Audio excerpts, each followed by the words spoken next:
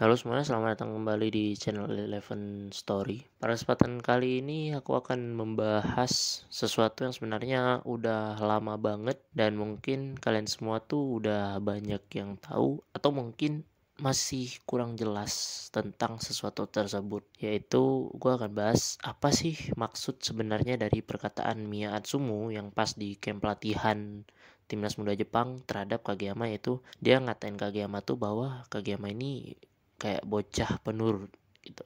Nah, yang pertama kita semua tuh tahu kalau Kageyama itu salah satu setter terbaik di universe Haikyuu, dan bisa dibilang ya setter terbaik lah ya. Masih imbang-imbang lah Kageyama, Oikawa ataupun Miyatsumu. Tapi kita anggap aja terbaik dari segi toss. Dari segi toss dia itu yang terbaik, akurat banget, tepat banget, dan keren banget, presisi banget lah pokoknya. Jadi apa maksud dari bocah penurut ya?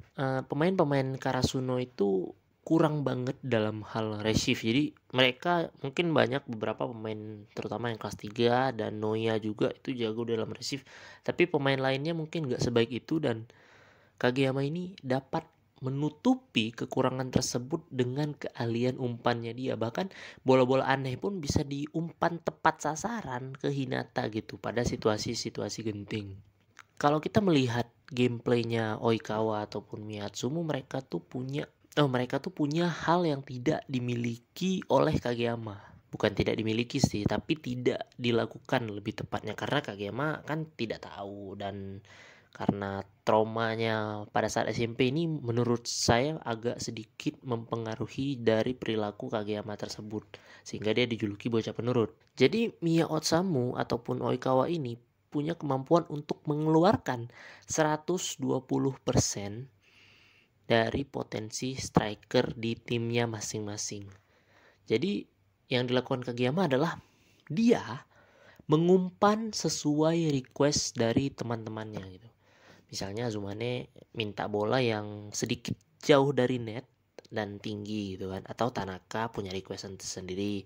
Hinata juga, terutama Hinata, dia sangat menyesuaikan banget dengan lompatan Hinata gitu.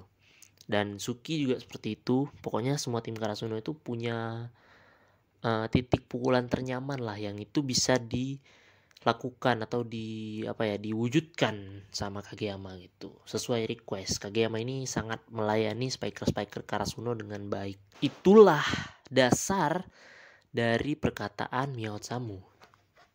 Kenapa? Karena Kageyama itu tidak berusaha mengeluarkan 100%, 120% kemampuan dari spiker-spiker yang ada di timnya. Dia itu terlalu nurutin kemauan spiker-spikernya gitu.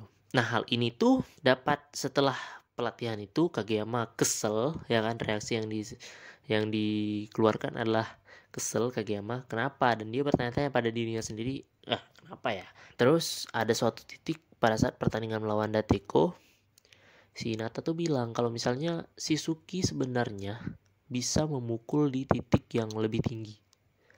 Karena dia pada saat itu waktu di pelatihan Shiratorizawa dia kan sering berpasangan dengan Kogane ya, setter yang tinggi, dan karena si Kogane ini sebagai setter masih amatir, jadi Suki ini sangat-sangat bisa menyesuaikan toss yang diberikan oleh Kogane gitu, yang sedikit tinggi lah dari biasanya. Di pertandingan melawan Dateko ya, Karasuno versus Dateko, Kageyama berusaha mencoba hal tersebut gitu, yang dimana reaksi Suki ya dia agak kesel gitu, bangke lah kok anak ini ngejek kali istilahnya, maksudnya dia maksa kali harus aku lompat setinggi-tingginya, dan hal itu tuh sebenarnya bisa dilakukan sama Suki itu berkat laporan dari Hinata.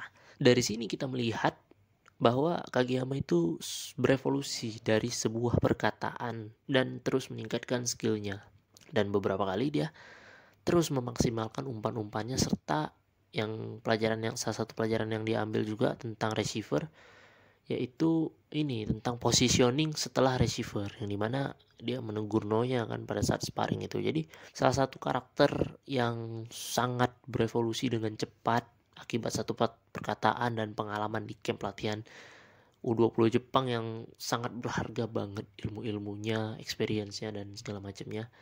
Nah, jadi seperti itu kesimpulannya.